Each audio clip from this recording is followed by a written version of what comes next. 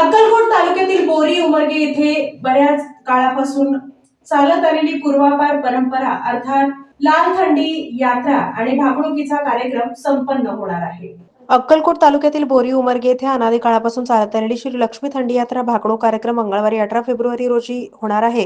अनादी काळापासून चालत आलेली श्री लक्ष्मी माता थंडी यात्रा भागणूक आजपर्यंत तंतोतंत खरी ठरल्यानं महाराष्ट्र कर्नाटक सीमा भागातील कलबुर्गी, विजापूर, धाराशिव, सोलापूर आदी जिल्ह्यातून शेतकरी भाविक भक्त मोठ्या संख्येने इथं गर्दी करतात।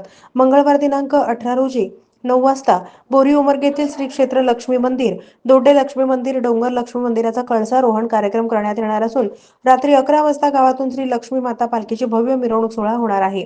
यानंतर रात्री 12 नंतर उमरगे येथून श्री लक्ष्मी माता पालखीचा मिरवणूक सोहळा डोंगर लक्ष्मी मंदिराकडे प्रयाण होणार आहे।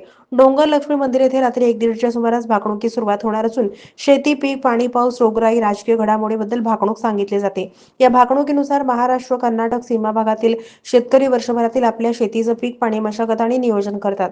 या यात्रेचा उमरगे, मैंदर्गी, मिरजपूर, रामपूर, हत्तीकणबस, कंटेहल्ली, संगोळगी, चिक्केहळ्ळी या पंचक्रोशीतील भाविक भक्तांच्या वतीनं जय्यत तयारी करण्यात आली आहे। मंगळवारी 18 तारखेला डोंगर लक्ष्मी मंदिर येथे रात्रभर महाप्रसादाची व्यवस्था करण्यात आली असून सर्वांनी याचा लाभ घ्यावा असं आवाहन पंच कमिटीच्या वतीनं करण्यात आलंय।